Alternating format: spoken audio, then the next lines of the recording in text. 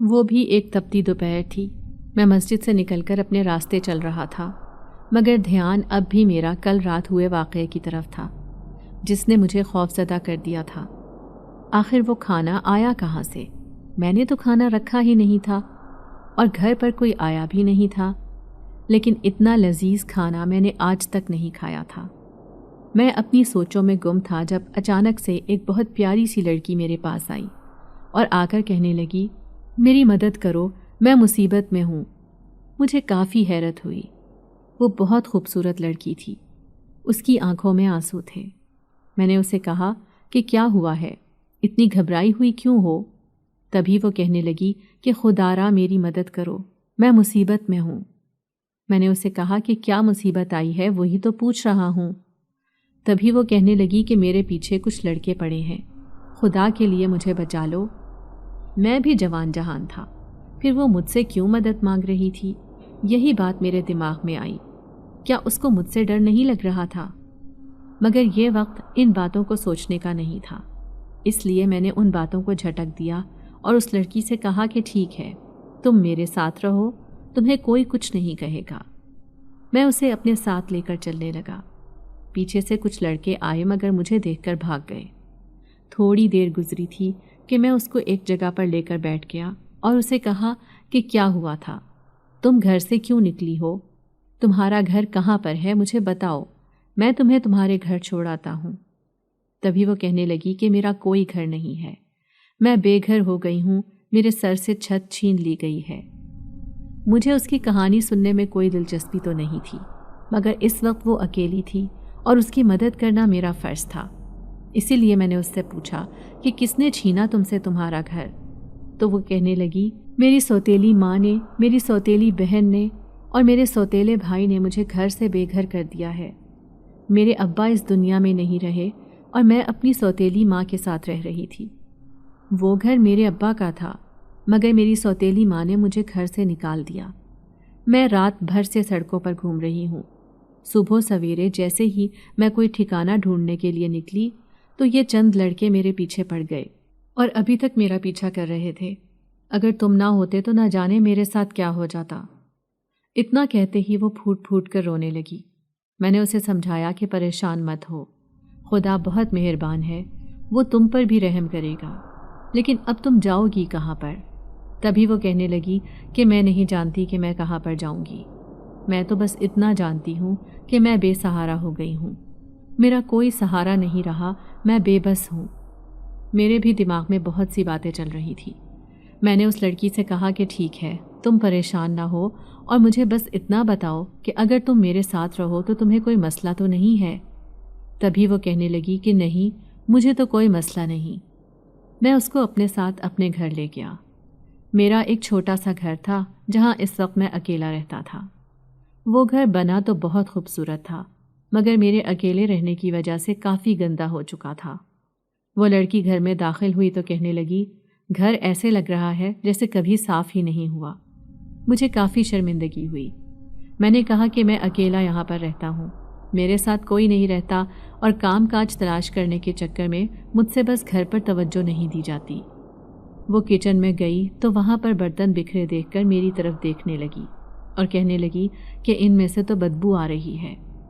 میں نے کہا کہ میں معذرت خواہ ہوں، تم ابھی یہاں پر بیٹھ جاؤ، میں گھر صاف کر کے پھر تمہارا کمرہ صاف کر دوں گا اور پھر تم وہاں پر چلی جانا۔ اس گھر میں 2 ہی کمرے تھے، ایک میرے زیر استعمال تھا اور دوسرا خالی پڑا تھا۔ تبھی وہ کہنے لگی کہ نہیں، یہ عورتوں کا کام ہے، میں خود کر لوں گی۔ میں نے بھی کندھے اچکا دیے اور اسے کہا کہ ٹھیک ہے، اگر تمہیں یہی مناسب لگتا ہے تو تم کر لو کام، تب تک میں کوئی محنت مزدوری کا کام دیکھ کر چند پیسے لے کر آؤں گا تاکہ رات کا کھانا ہو سکے۔ پہلے تو میں اکیلا تھا تو اکثر اوقات بھوکا بھی سو جاتا تھا، مگر اب تم آ گئی ہو تو یقیناً یہاں پر پیسوں کی ضرورت پڑے گی۔ وہ بھی میری بات پر مسکرا دی۔ وہ بہت حسین لڑکی تھی، دیکھتے ہی دیکھتے میرا تو دل ہی نہیں کر رہا تھا کہ وہ وہاں سے جائے۔ میں گھر سے نکلا اور تپتی دھوپ میں کوئی کام تلاش کرنے لگا۔ تھوڑا سا آگے گیا اور دیکھا کہ وہاں ایک مزدور کام کر رہا تھا۔ میں نے اس سے پوچھا کہ اگر مجھے بھی کوئی کام مل جائے تو مہربانی ہوگی۔ وہ مزدور مجھے بڑی حیرانگی سے دیکھنے لگا اور کہنے لگا کہ مہاراجاؤں کو کب سے کام کرنے کی ضرورت پڑ گئی؟ اس کے الفاظ نے میرے رونگٹے کھڑے کر دیے۔ مجھے یقین نہیں آ رہا تھا کہ وہ کیا کہہ رہا ہے۔ میں نے حیرت سے اس کی طرف دیکھا اور کہا کہ کون مہاراجا؟ میں تو ایک مزدور انسان ہوں۔ وہ آدمی میری بات پر ہنسنے لگا اور کہنے لگا کہ اچھا مذاق تھا۔ مجھے اس کی بے وقوفانہ بات پر کافی حیرت ہوئی۔ میں کہاں سے مہاراجا لگ رہا تھا؟ میرے تو کپڑے بھی بہت پرانے تھے، پھر بھلا اس کو میں کہاں سے راجا لگنے لگا؟ میں نے سر جھٹکا اور آگے بڑھ گیا، دل میں یہی سوچا کہ شاید اس نے مجھے کام نہیں دینا۔ میں تھوڑا آگے گیا تو ایک اور مزدور اینٹیں اٹھا رہا تھا۔ میں اس کے پاس گیا اور جا کر کہنے لگا کہ مجھے بھی کوئی کام دے دو۔ تبھی وہ کہنے لگا کہ تم کیوں بھلا کام کرو گے؟ اب تو حیرانگی اس بات کی تھی کہ اب اس آدمی کو کیا مسئلہ ہے، یہ مجھے ایسے کیوں کہہ رہا تھا۔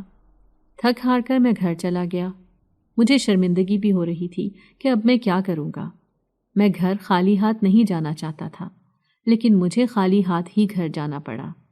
وہ لڑکی میرا انتظار کر رہی تھی۔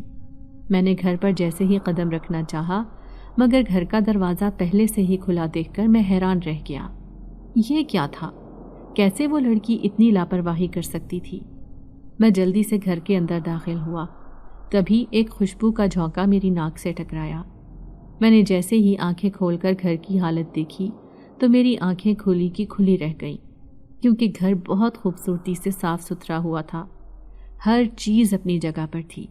مجھے تو یقین نہیں آ رہا تھا کہ چند گھنٹوں میں اس لڑکی نے کتنی مہارت سے پورا گھر صاف کر دیا تھا۔ مگر وہ لڑکی اس وقت ہے کہاں پر؟ تبھی میں نے کچن میں دیکھا تو میری حیرت کی انتہا نہ رہی جب وہاں پر لذیذ پکوان بنا پڑا تھا۔ یہ چیزیں کہاں سے آئیں؟ گھر میں تو راشن تھا ہی نہیں۔ مجھے کافی حیرت ہوئی۔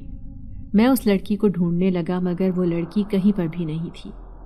گھر اتنا بڑا تو نہیں تھا، ایک چھت تھی اور 2 کمرے، ایک کچن تھا۔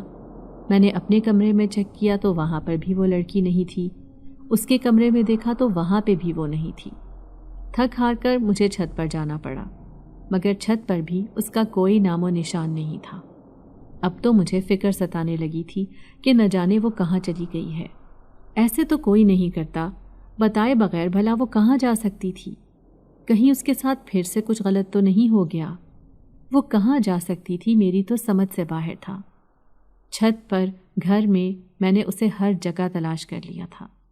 میرے تو اب چہرے پر خوف سے پسینے آنے لگے تھے کہ کہیں اسے کوئی پھر سے اٹھا کر تو نہیں لے گیا۔ مگر میرے گھر کا پتہ تو کسی کو معلوم نہیں تھا۔ پھر وہ کہاں گئی؟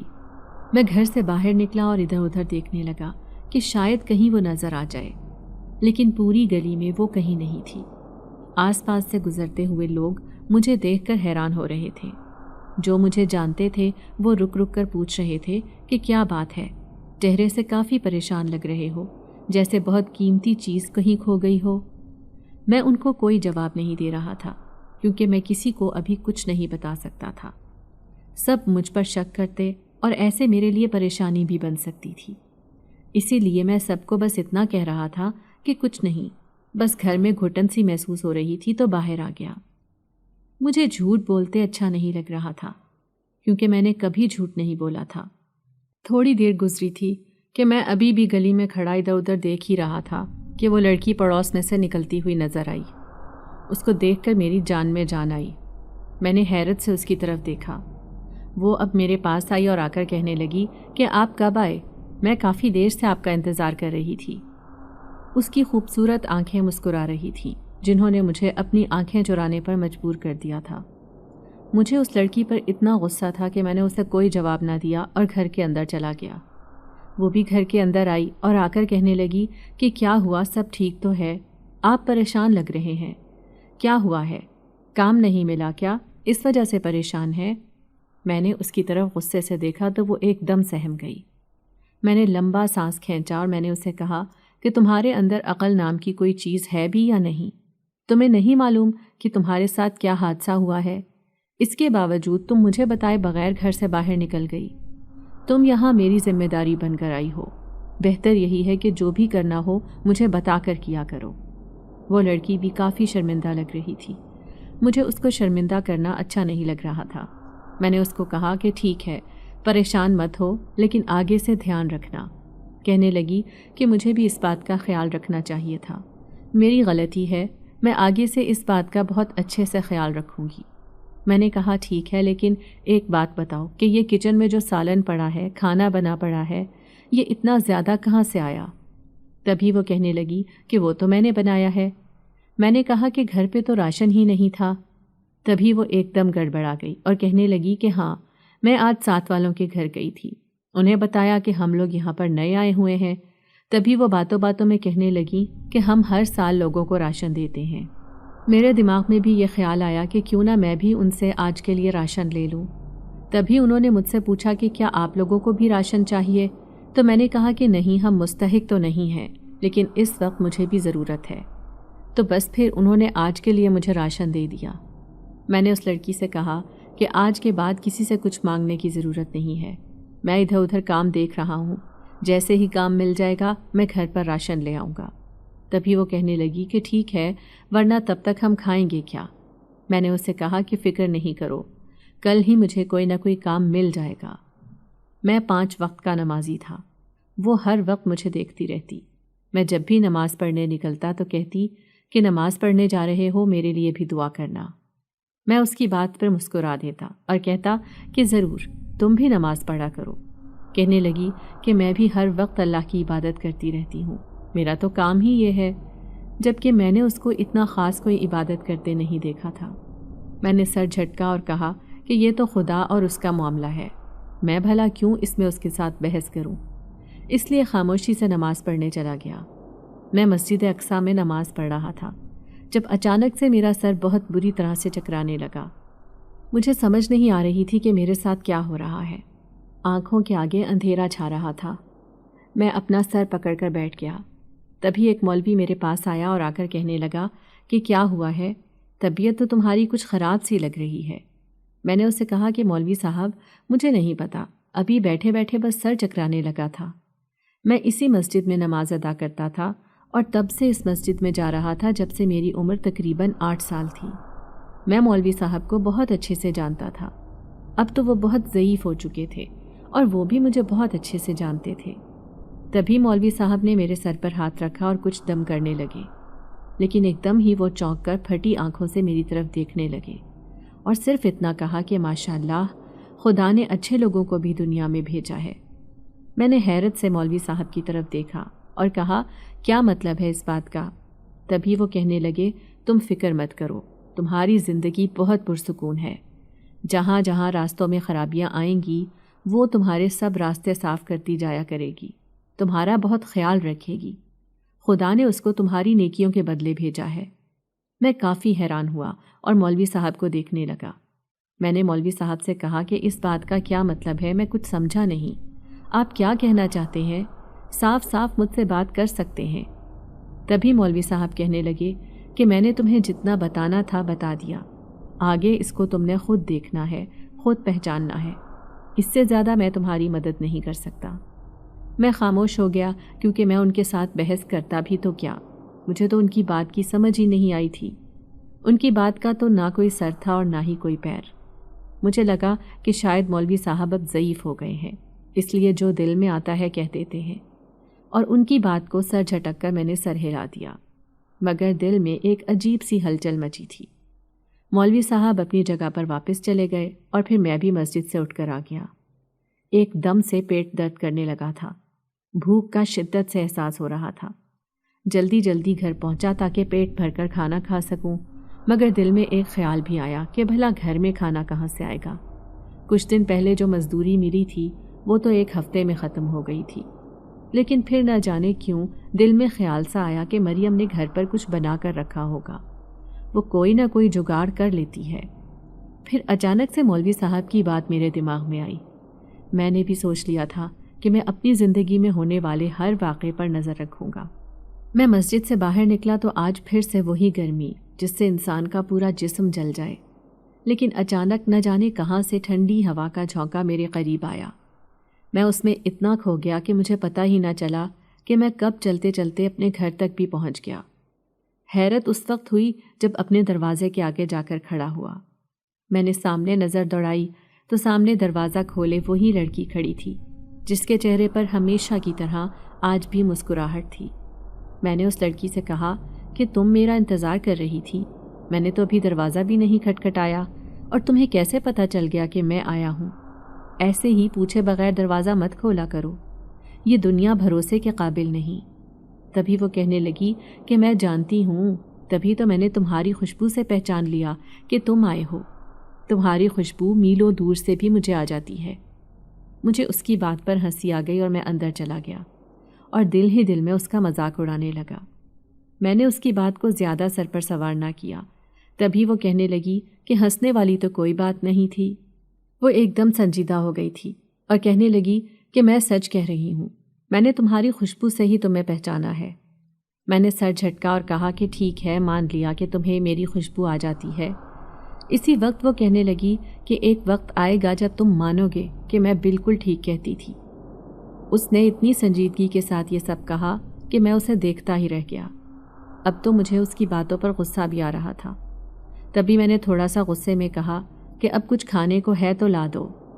وہ جلدی سے پلیٹ بھر کر میرے لیے چاولوں کی لے آئی۔ اب یہ چاول کہاں سے آئے تھے میں نہیں جانتا تھا، مگر اس وقت بھوک اتنی زبردست لگی ہوئی تھی کہ میں نے کوئی سوال نہ کیا اور خاموشی سے کھانا کھانے لگا۔ پھر ایک دم میرے دماغ میں ایک جھماکا سا ہوا۔ میں نے اس لڑکی سے پوچھا کہ کیا تم شادی شدہ ہو؟ وہ حیران ہوئی اور کہنے لگی کہ نہیں، میں شادی شدہ تو نہیں ہوں۔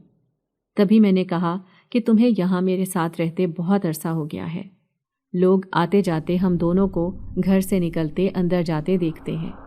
اب تو بہت سے لوگ مجھ سے سوال بھی کرنے لگے ہیں کہ تمہارے گھر میں جو عورت رہتی ہے وہ کون ہے، اسی لیے بہتر ہے کہ میں تم سے نکاح کر لوں۔ اگر تمہیں کوئی مسئلہ نہ ہو اور تمہاری اجازت ہو تو کیا میں تم سے نکاح کر سکتا ہوں؟ وہ میری بات پر حیران ہوئی اور کہنے لگی کہ مجھے لوگوں کی پرواہ نہیں ہے۔ بھلا تم کیوں لوگوں کی پرواہ کرتے ہو؟ یہ کون سا ہمیں کچھ کھانے کو دیتے ہیں؟ میں نے اسے کہا کہ مجھے اپنی عزت بہت پیاری ہے، میں شروع سے یہاں پر رہ رہا ہوں اور میں نے اپنا کردار اتنا صاف ستھرا رکھا ہے کہ کبھی کسی لڑکی کی طرف نظر اٹھا کر نہیں دیکھا، اور اب ایک دم اچانک سے کوئی لڑکی میرے گھر آ کر رہنے لگے گی تو لوگ تو سوال اٹھائیں گے، اور میرے کردار پر کوئی انگلی اٹھائے مجھے یہ بالکل برداشت نہیں۔ تبھی وہ بھی ہاں میں سر ہلانے لگی اور پھر کہنے لگی کہ یہ بھی بھلا کوئی پوچھنے کی بات ہے، میں اتنے عرصے سے تمہارے ساتھ رہ رہی ہوں، پھر نکاح کر کے رہ لوں گی تو کیا فرق پڑے گا، بلکہ بہتر ہوگا، بہت سے معاملات ہمارے حل ہو جائیں گے۔ میں نے ہاں میں سر ہلایا اور کہا کہ ہاں، میں بھی یہی سوچ رہا تھا، میں اگلے جمعے ہی مولوی صاحب کو گھر لے آؤں گا اور ہم دونوں نکاح کر لیں گے۔ وہ میری بات مان گئی اور کہنے لگی کہ ٹھیک ہے۔ رات کے وقت میں اپنے کمرے میں جا کر سو گیا۔ مجھے ابھی سوئے تھوڑی دیر ہی گزری تھی کہ مجھے ایسے محسوس ہوا جیسے کمرے کا دروازہ کھول کے کوئی اندر آیا ہے، مگر میرا دماغ اس وقت بالکل بند تھا۔ سارے دن کی تھکاوٹ، کام کی تلاش نے مجھے تھکا دیا تھا، اس پر گرمی اس قدر تھی کہ باہر نکلنا محال تھا۔ میں نے زیادہ دھیان نہ دیا اور سویا رہا، اس سوچ میں کہ شاید یہ سب میرا وہم ہے۔ تبھی میرے کان کے پاس ایک آواز گونجی، میرے پیروں تلے سے زمین نکل گئی جب کسی نے میرے کان کے پاس کہا کہ برسوں انتظار کیا ہے تمہارا، اپنی دنیا چھوڑ کر تمہارے پاس آئی تمہیں اپنانے کے لیے، بہت دیر لگا دی ہے تم نے مجھے اپنا بنانے میں، بہت جلد تمہیں اس دنیا سے اپنی دنیا میں لے جاؤں گی اور تمہیں بتاؤں گی کہ جن زادی کے شوہر بننے کا کیا انعام ملتا ہے۔ میں ایک دم چونک کر اٹھ بیٹھا، میرے چہرے پر پسینے کی بوندیں تھیں، دل بہت زور سے دھڑک رہا تھا، سانس بھی پھول چکا تھا۔ میں نے ادھر ادھر دیکھا تو کمرے کی بتی بھی بند تھی۔ جلدی سے اپنے بستر سے اٹھا اور جا کر کمرے کی بتی جلائی۔ کمرے میں تو کوئی بھی نہیں تھا۔ پھر یہ آواز کہاں سے آئی تھی؟ میرے تو رونگٹے کھڑے ہو گئے تھے، مجھے بہت خوف محسوس ہو رہا تھا۔ میں جلدی سے باہر نکلا اور مریم کے کمرے میں جانے لگا، مگر پھر مجھے یہ سب معیوب لگا کہ ابھی میرا اس پر کوئی حق نہیں ہے، مجھے ایسے بتائے بغیر اس کے کمرے میں نہیں جانا چاہیے۔ لیکن نہ جانے کیوں دل ایک دم گھبرا رہا تھا۔ میں نے ہلکا سا دروازہ کھٹکھٹایا مگر اندر سے کوئی جواب نہ ملا۔ تھوڑی دیر گزری تھی کہ میں نے پھر سے دروازہ کھٹکھٹایا، مگر اب کی مرتبہ میں نے دروازہ کچھ زور سے کھٹکھٹایا تھا، لیکن جواب نہ آنے پر میں نے ہلکا سا دروازہ کھولا کہ دیکھوں مریم اپنی جگہ سو رہی ہے یا نہیں، مگر میرے پیروں تلے سے زمین تو تب نکلی جب میں نے مریم کو کمرے میں نہ پایا۔ مریم اپنے بستر پر نہیں تھی۔ میں نے ادھر ادھر دیکھا تو مریم کہیں پر بھی نہیں تھی۔ میں جلدی سے بھاگ کر کچن میں گیا۔ کچن میں بھی مریم نہیں تھی۔ پھر وہ کہاں جا سکتی ہے؟ میں باہر صحن میں آیا اور چھت پر دیکھا تو وہ باہر دیوار پر کھڑی نہ جانے کیا دیکھ رہی تھی۔ میں جلدی سے چھت پر گیا اور دور سے کھڑے اسے آوازیں دینے لگا، مریم کیا کر رہی ہو یہاں پر؟ وہ بھی آدھی رات کے اس پہر؟ میں تمہیں نیچے ساری جگہ دیکھ آیا ہوں۔ مگر اس نے میری بات کا کوئی جواب نہ دیا۔ مجھے کافی حیرانگی ہوئی۔ میں نے 2 سے 3 دفعہ اسے پکارا لیکن اس نے میری بات کا جواب نہ دیا۔ اس کے لمبے گھنے بال کمر پر بکھرے ہوئے تھے اور ہوا کے جھونکے سے بار بار ادھر ادھر ہل رہے تھے۔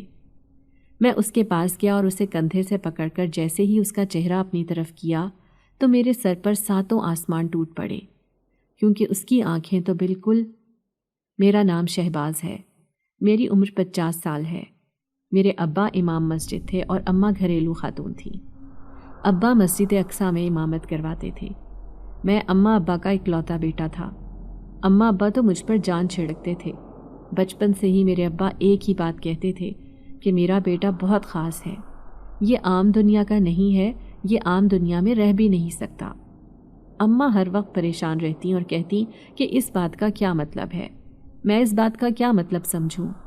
تبھی ابا کہا کرتے تھے کہ وقت کے ساتھ ساتھ سب سمجھ آ جائے گا، وقت سے پہلے نہ کسی کو کچھ ملا ہے اور نہ ملے گا۔ گزرتے وقت کے ساتھ ابا ایک بہت بری بیماری میں مبتلا ہو گئے۔ ابا کو کینسر ہو گیا۔ دن بدن ان کی حالت بگڑتی جا رہی تھی اور ہم لوگ اتنے بے بس تھے کہ کچھ کر بھی نہیں سکتے تھے، کیونکہ ابا اکیلے ہی ہم لوگوں کو پالنے والے تھے۔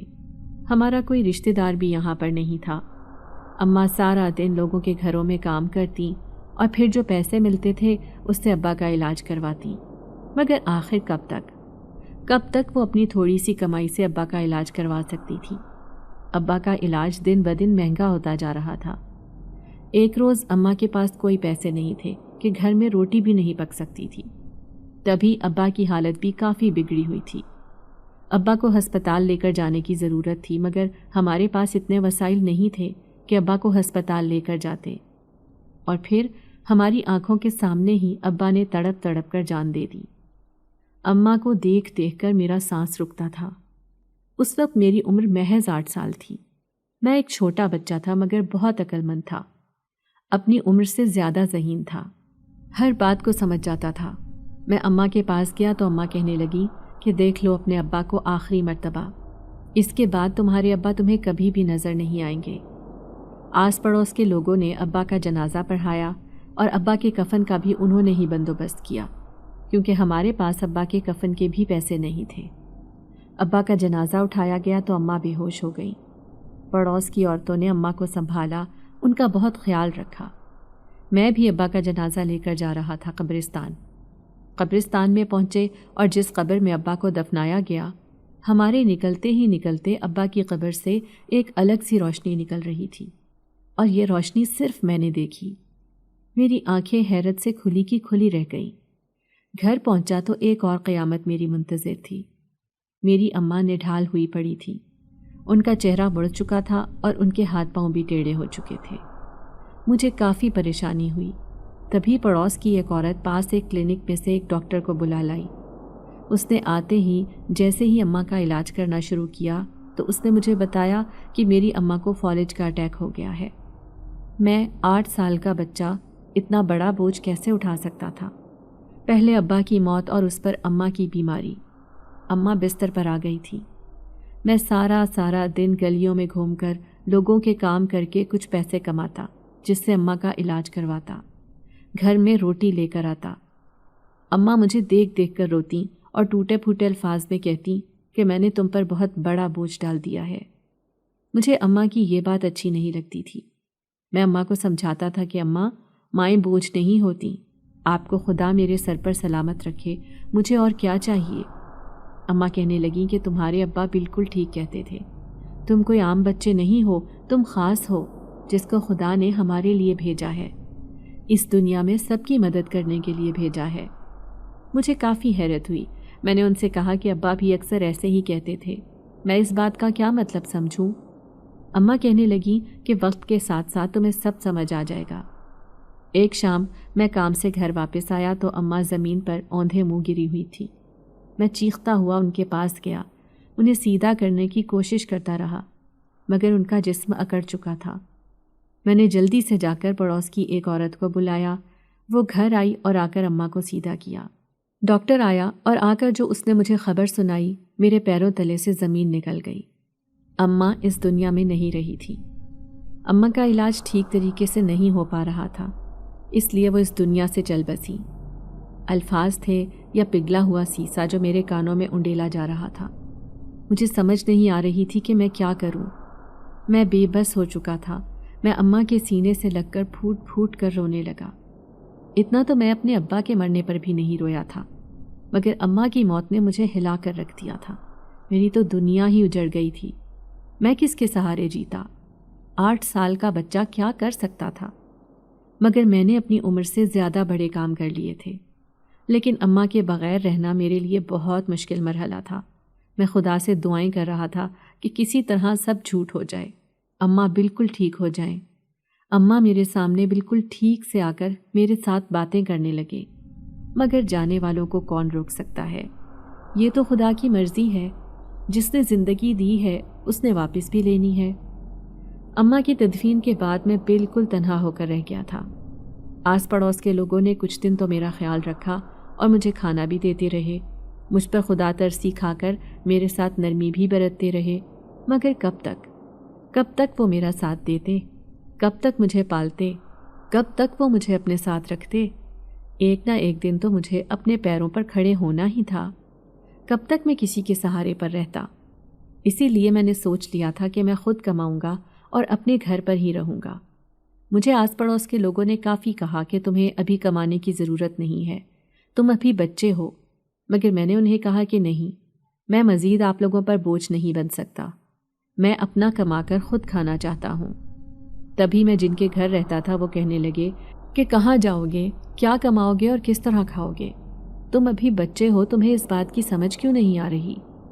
میں نے ان کی بات کا کوئی جواب نہ دیا اور ان سے کہا کہ نہیں، بس میں کہہ رہا ہوں کہ میں خود کما لوں گا، خود کھا لوں گا۔ اتنا کہہ کر میں ان کے گھر سے ان کا شکریہ ادا کر کے نکل آیا، کیونکہ ان کے بہت سے احسانات میرے سر پر تھے۔ انہوں نے مجھے اتنے دن پال پوس کر بڑا کیا تھا۔ میں 1 سال ان کے پاس رہا تھا۔ اماں کی موت کو 1 سال ہو چکا تھا۔ میں 9 سال کا ہوا تو بھوک کی شدت سے میں مسجد میں چلا گیا۔ وہاں جا کر ایک کونے میں بیٹھ گیا۔ تبھی امام مسجد میرے پاس آیا اور آ کر کہنے لگے کہ بچے کیا ہوا ہے، تم یہاں پر کیوں بیٹھے ہوئے ہو؟ تو میں ان کو دیکھ کر رونے لگا اور کہا کہ میرے اماں ابا اس دنیا میں نہیں رہے، میرے پاس کوئی کام کاج بھی نہیں ہے، میں آس پڑوس کے لوگوں کے گھر میں رہ رہا تھا، مگر میں کب تک ان کے گھر میں رہتا؟ میں اپنے پیروں پر کھڑا ہونا چاہتا تھا، اس لیے میں نے ان کا گھر چھوڑ دیا، مگر اب مجھے بہت بھوک لگی ہے، مجھے سمجھ نہیں آ رہا کہ میں کھانا کہاں سے کھاؤں۔ تبھی انہوں نے مجھے کہا کہ لوگوں سے امید لگانے سے بہتر ہے تم خدا سے دعا کرو، وہ تمہارا رزق تمہارے لیے لکھ چکا ہے، وہ تمہیں تمہارا رزق کہیں نہ کہیں سے پہنچا ہی دے گا۔ میں بچہ تھا، مولوی صاحب کی بات اپنے دل و دماغ میں ایسی بٹھائی کہ آج تک نہ بھولی تھی۔ میرا ایمان بہت پختہ ہو گیا تھا۔ میں نے جیسے ہی دعا کے لیے ہاتھ اٹھائے اور آنکھیں بند کر کے آنسوؤں کے ساتھ میں خدا سے دعا کرنے لگا کہ یا اللہ، مجھے بہت بھوک لگی ہے، مجھے کھانا دے دیں۔ کوئی بڑا مجھے دیکھتا تو میری دعا پر ہنس پڑتا، مگر میری معصومانہ دعا شاید خدا کو پسند آ گئی تھی۔ تبھی مسجد میں اعلان ہونے لگا کہ کسی نے کھانا بنوایا ہے اور کھانا غریبوں میں بانٹ رہے ہیں۔ مسجد میں بھی کھانا آیا ہے، جس نے کھانا کھانا ہے وہ آ سکتا ہے۔ میں بھاگ کر مولوی صاحب کے پاس گیا اور ان سے کہا کہ مجھے بھی بھوک لگی ہے، مجھے بھی کھانا دے دیجیے۔ تبھی مولوی صاحب کہنے لگے کہ دیکھا، خدا نے تمہاری کتنی جلدی سن لی۔ میں بھی مسکرا دیا اور خدا کا شکر ادا کرنے لگا۔ میرے دل میں خوشی کے فوارے چلنے لگے تھے، دل میں ایک عجیب سی ہلچل سی مچ گئی تھی۔ میں نے وہ کھانا کھایا تو کھانا بہت لذیذ تھا۔ شاید مجھے بھوک بہت لگی تھی، اسی لیے وہ کھانا بہت مزے کا لگ رہا تھا۔ کھانا کھا کر میں جیسے ہی فارغ ہوا ہاتھ دھوئے اور گھر کے لیے نکل آیا۔ تب تک شام ہو چکی تھی۔ میں ابھی مسجد سے نکل ہی رہا تھا جب اچانک سے مولوی صاحب میرے سامنے آئے اور آ کر کہنے لگے کہ کہاں جا رہے ہو؟ تو میں نے انہیں کہا کہ اپنے گھر جا رہا ہوں۔ مولوی صاحب کہنے لگے کہ نہیں، تم اپنے گھر نہیں جا سکتے، تم ابھی بہت چھوٹے ہو۔ تم ایسا کرو کہ یہاں مسجد میں ہی رہ لیا کرو، میں تمہارا گھر کرائے پر چڑھوا دیتا ہوں، اس کا جو کرایہ آیا کرے گا وہ تم رکھ لینا، اور پھر جب تم جوان ہو جاؤ گے تو اپنے گھر چلے جانا۔ جب تم اس قابل ہو جاؤ گے کہ تم خود کما سکو گے تو تم اپنے گھر میں رہ لینا، تمہیں کوئی نہیں روکے گا۔ مجھے بھی مولوی صاحب کی بات بہتر لگی۔ میں نے سوچا کہ یہی بہتر ہے، مگر پھر ایک دم دل میں خیال آیا کہ میں مسجد میں کہاں پر رہوں گا۔ میں نے امام مسجد سے کہا کہ میں کہاں پر رہوں گا، تبھی وہ کہنے لگے تم میرے ساتھ رہو گے، میں بھی مسجد میں ہی رہتا ہوں۔ امام مسجد میں میرا گھر کرائے پر چڑھا دیا۔ یہ ان کا مجھ پر بہت بڑا احسان تھا، کیونکہ یہ کمائی کا طریقہ تو مجھے کسی نے نہیں بتایا تھا۔ مجھے ہر مہینے وہاں سے اچھی خاصی کمائی آ جاتی تھی۔ میں آدھی کمائی مولوی صاحب کو دے دیتا اور آدھی اپنے پاس رکھتا۔ میں اپنی کمائی جوڑتا جا رہا تھا، کیونکہ مولوی صاحب ہی مجھے کھانا دیتے تھے۔ پہل تو انہوں نے مجھ سے پیسے لینے سے انکار کر دیا، مگر میں نے انہیں کہا کہ میں آپ کے ساتھ اسی صورت میں رہ سکتا ہوں اگر آپ مجھ سے پیسے لے لیا کریں گے۔ آپ مجھے کھانا دیتے ہیں، یہی سمجھ لیجئے گا کہ آپ مجھے ان پیسوں کا کھانا دیتے ہیں۔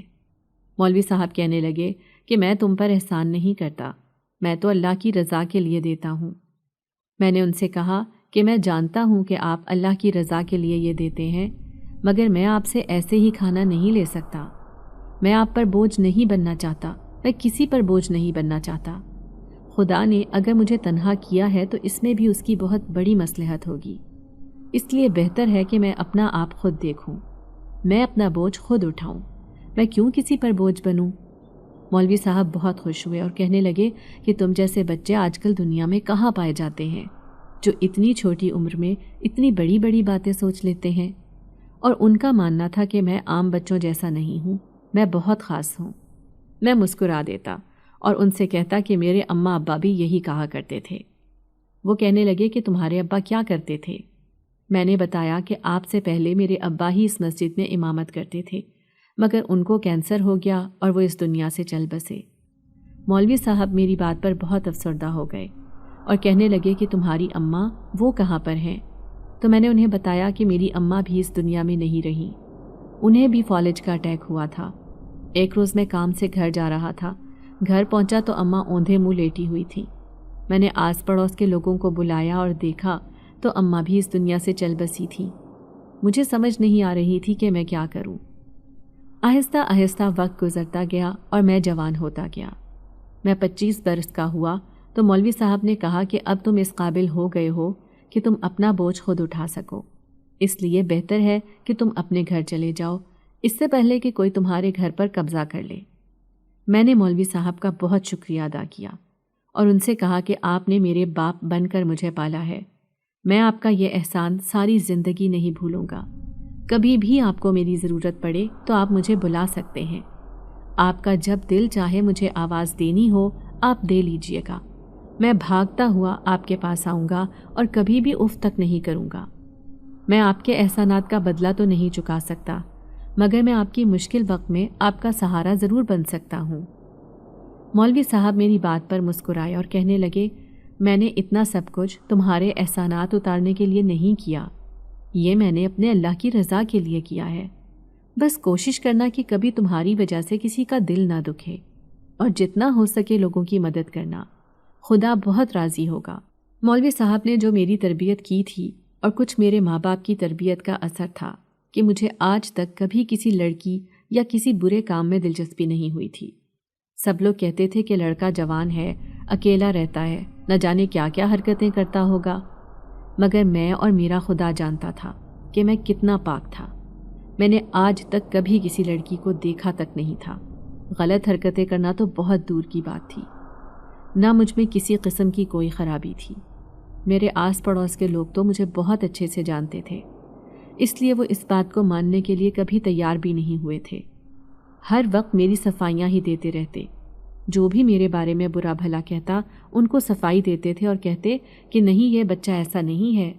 ہم نے اسے بچپن سے دیکھا ہے، یہ بہت سگھڑ اور بہت اچھا بچہ ہے۔ لیکن 25 سال کی عمر ہوتے ہی نہ جانے میرے ساتھ عجیب سے کیا واقعات ہونے لگے۔ عجیب و غریب سے حالات اور واقعات پیدا ہو گئے تھے۔ میں کام کی تلاش میں بھٹکتا تھا۔ جب رات کو گھر آتا تو اکثر اوقات گھر میں کھانا پڑا ہوتا، جبکہ میں جاتے ہوئے دروازہ اچھے سے بند کر کے جاتا تھا تاکہ کوئی گھر میں نہ آ سکے۔ تو پھر یہ کھانا کہاں سے آتا تھا؟ کھانا اتنا لذیذ ہوتا تھا اور بھوک سے میرا برا حال ہوتا تھا کہ میں خاموشی سے وہ کھانا کھا لیتا تھا۔ کئی دن تو ایسے ہی گزر جاتے اور پھر مجھے کام مل جاتا۔ میں کام کر کے ایک ہفتہ کمائی کماتا اور پھر پورا اگلا ہفتہ اسی کمائی پر چلتا۔ پھر جب کمائی ختم ہو جاتی اور کام نہ ملتا تو ایسے ہی میرے گھر میں کھانا پڑا رہتا۔ میں بہت پریشان ہو گیا تھا، ہر وقت انہی سوچوں میں گم رہتا تھا۔ اور پھر ایک روز میری زندگی میں مریم شامل ہو گئی۔ وہ کہاں سے آئی تھی، کیسی تھی، کہاں کی رہنے والی تھی، میں کچھ نہیں جانتا تھا۔ مجھے تو اس نے جو بتایا میں نے آنکھیں بند کر کے اس پہ بھروسہ کر لیا، مگر میں نہیں جانتا تھا کہ میرے آگے کتنی بڑی مشکل آنے والی ہے۔ میرے آگے مریم مشکل بن کر آ جائے گی کہ مجھے کوئی راستہ بھی نظر نہیں آئے گا کہ میں کہاں جاؤں، کس کو پکاروں اور کس سے مدد مانگوں۔ وہ رات بھی ایک بہت خوفناک رات تھی جب مریم کو میں نے چھت پر کھڑے دیکھا تھا۔ مریم کا چہرہ میں نے جیسے ہی اپنی طرف کیا، اس کی آنکھیں سفید رنگ کی ہو گئی تھیں اور وہ بہت عجیب طریقے سے مجھے دیکھ رہی تھی۔ اس کی گردن بالکل ٹیڑھی ہو گئی تھی۔ اس نے زور سے میرے کندھوں کو پکڑا اور مجھے ایسے لگنے لگا جیسے میرے کندھے میرے ساتھ سے اتر کر نیچے گر جائیں گے۔ اس کے ہاتھوں میں اتنی گرفت تھی کہ میں کوشش کے باوجود بھی اپنے کندھے نہیں چھڑا پا رہا تھا۔ میں نے بہت کوشش کی کہ کسی طرح وہ میرے کندھے چھوڑ دے، مگر اس نے میرے کندھے بہت زور سے جکڑ رکھے تھے۔ میں نے مریم سے کہا کہ مریم، کیا ہوا ہے؟ تم ایسے رویہ کیوں کر رہی ہو؟ میرے کندھے درد کر رہے ہیں، چھوڑ دو۔ تم میں اتنی طاقت کہاں سے آ گئی؟ تبھی وہ عجیب و غریب سی مردانہ آواز میں کہنے لگی کہ تم نے اتنی دیر کیوں لگا دی؟ میں تب سے تمہارے پیچھے پیچھے تھی کہ کسی طرح تم میرے ہاتھ آ جاؤ، میں تمہیں اپنی دنیا میں لے جاؤں۔ میں تم سے بہت محبت کرتی ہوں۔ تم جانتے ہو کہ میں نے کب سے تمہارا انتظار کیا ہے؟ تب سے جب تم 8 سال کے تھے۔ میں تمہارے راستے سے ہر ایک کو ہٹانا چاہتی تھی۔ آہستہ آہستہ میں نے تمہاری زندگی سے ہر ایک کو ہٹانا شروع کر دیا، پہلے تمہارے اماں ابا اور پھر وہ مولوی صاحب بھی، مگر اس مولوی صاحب نے تو قسم کھا رکھی تھی کہ وہ میرا مقابلہ کرے گا۔ پھر میں نے اس کو چھوڑ دیا اور سیدھا تمہارے اوپر آ کر اٹیک کیا اور تم میرے قبضے میں آ گئے۔ مگر اب تمہیں مجھ سے شادی کرنی ہوگی، ورنہ میں تمہیں بخشوں گی نہیں۔ میں تمہیں بھی جان سے مار دوں گی۔ اگر تم میرے نہیں ہو سکے تو میں تمہیں کسی اور کا بھی نہیں ہونے دوں گی۔ میں تمہیں یہاں سے بہت دور لے جاؤں گی، اس دنیا سے بہت دور۔ میں آنکھیں پھاڑے اس لڑکی کو دیکھ رہا تھا۔ میں نے مریم سے کہا کہ مریم، یہ کیسی باتیں کر رہی ہو؟ کیا مطلب ہے تمہاری ان باتوں کا؟ تبھی وہ کہنے لگی کہ تم جانتے ہو وہ کھانا، وہ سب آسائشات تمہارے پاس کہاں سے آتی تھی؟ وہ سب میری وجہ سے ہی آئی تھی۔ وہ میں ہی اپنی محبت میں تمہارے ساتھ ایسا برتاؤ کرتی تھی، تمہارے لیے آسانیاں پیدا کرتی تھی۔ مگر اب تم کو میرے ساتھ جانا ہوگا، میری دنیا میں۔ میں تمہیں وہاں کا راجہ بنا کر رکھوں گی، مگر میں تمہیں یہاں پر نہیں چھوڑوں گی۔ بولو، تم چلو گے نا میرے ساتھ؟ میں مریم کی باتوں سے بہت خوفزدہ ہو گیا۔ میں نے جلدی سے دل میں آئی تمام آیتوں کو پڑھنا شروع کر دیا۔ آہستہ آہستہ مریم کے کندھے جھکنے لگے اور اس نے جھٹکے سے میرے بازوؤں کو چھوڑ دیا۔ میرے بازو بالکل اکڑ چکے تھے، وہ ہلنے سے بھی قاصر تھے۔ مجھے سمجھ نہیں آ رہا تھا کہ میں کیا کروں۔ مریم نے یہ کیا کر دیا تھا؟ میں نے حیرانگی سے مریم کی طرف دیکھا۔ میرے چہرے پر پسینے کی بوندیں تھیں۔ مجھے بہت خوف محسوس ہو رہا تھا۔ میں الٹے قدموں سے نیچے کی طرف بھاگا اور بھاگتے بھاگتے مسجد کی طرف چلا گیا۔ مریم میرے پیچھے پیچھے آ رہی تھی۔ میں یہ جانتا تھا۔ میں بھاگ رہا تھا جب ہر طرف طوفان آنے لگا۔ طوفان سے مٹی میری آنکھوں میں جا رہی تھی۔ مجھے بھاگنے میں بہت دشواری پیش آ رہی تھی، مگر میں نے بھاگنا نہیں چھوڑا۔ مگر میں جیسے ہی مسجد کے اندر داخل ہوا تو ایک دم سارا طوفان تھم سا گیا، ہر طرف خاموشی چھا گئی۔ مولوی صاحب جو تہجد کی نماز ادا کر رہے تھے، مجھے دیکھ کر ایک دم پریشان ہو گئے اور کہنے لگے کیا ہوا ہے، بہت پریشان لگ رہے ہو، اتنے گھبرائے ہوئے کیوں ہو، اور رات کے اس پہر تم یہاں پر کیا کر رہے ہو؟ میں مولوی صاحب کے پاس گیا اور ان سے کہا کہ وہ آ گئی ہے، وہ مجھے نہیں چھوڑے گی، مجھے بچا لیں، خدا کے لیے مجھے اس سے بچا لیں، وہ مجھے یہاں سے لے جائے گی، ہمیشہ ہمیشہ کے لیے یہاں سے لے جائے گی۔ تبھی مولوی صاحب کہنے لگے کیا ہوا ہے، کیا مطلب، کون آ گیا ہے؟ میں نے مولوی صاحب سے کہا کہ وہی جس کا آپ لوگ ذکر کرتے تھے، جس کا آپ نے مجھ سے کہا تھا کہ وہ آئے گی اور میری مشکلات حل کرے گی، میرے آگے سے سارے راستے صاف کر دے گی، مگر وہ تو مجھے اپنی دنیا میں لے جائے گی، وہ مجھ سے محبت کرتی ہے، اس کا ایسا کہنا ہے، مگر وہ کوئی عام عورت نہیں ہے، وہ ایک جن زادی ہے، مجھے خدا کے لیے اس سے بچا لے۔ تبھی مولوی صاحب کہنے لگے کہ تمہیں وہ کچھ نہیں کرے گی، وہ چاہ کر بھی تمہیں کچھ نہیں کہہ سکتی، وہ اب سے نہیں بلکہ 8 سال کی عمر سے تمہارے ساتھ ہے، وہ اتنی آسانی سے تمہیں نہیں چھوڑے گی، تمہیں بہت بڑی بڑی قربانیاں دینی پڑیں گی اور تم ایسا نہیں کر سکتے۔ بہتر یہی ہے کہ میں تمہیں ایک تعویذ دیتا ہوں، وہ تم اپنے گلے میں ڈال لو، جس سے وہ تمہیں کوئی نقصان تو نہیں پہنچائے گی، مگر وہ تمہیں چھوڑے گی بھی نہیں، جب جب اسے موقع ملے گا وہ تمہارے پاس آئے گی، بس تمہیں اس کو خود پر حاوی نہیں ہونے دینا، تم نے اتنا عرصہ اس کے ساتھ گزارا ہے، تمہیں اس کی عادات کے مطابق اس کو سنبھالنا ہوگا، جہاں تم نے اسے خود پر حاوی ہونے دیا وہاں پر تمہاری بربادی کا وقت شروع ہو جائے گا، اس لیے بہتر یہی ہے کہ تم وہی کرو جو میں تمہیں کہتا ہوں، تم اس کے سامنے اپنی کمزوری نہیں بلکہ اپنی طاقت رکھو، اس کے سامنے طاقتور بن جاؤ جس سے وہ بھی ڈر جائے اور تمہارے سامنے دب کر رہے۔ مجھے مولوی صاحب نے جیسے جیسے کہا میں نے ویسے ویسے کرنا شروع کر دیا۔ تبھی مولوی صاحب کہنے لگے کہ میں پوری کوشش کروں گا کہ اس کو اپنے قبضے میں کر لوں، اور پھر ایک وقت ایسا آیا کہ مولوی صاحب نے اسے اپنے قبضے میں کر لیا اور میری جان اس جن زادی سے ہمیشہ ہمیشہ کے لیے آزاد ہو گئی۔ میں آج بھی جب سوچتا ہوں کہ میں ایک جن زادی کے ساتھ اتنا عرصہ رہا، اس کے ساتھ کھایا پیا اور اب تو اس کے ساتھ نکاح بھی کرنے والا تھا، تو ایک دم میرے رونگٹے کھڑے ہو جاتے ہیں۔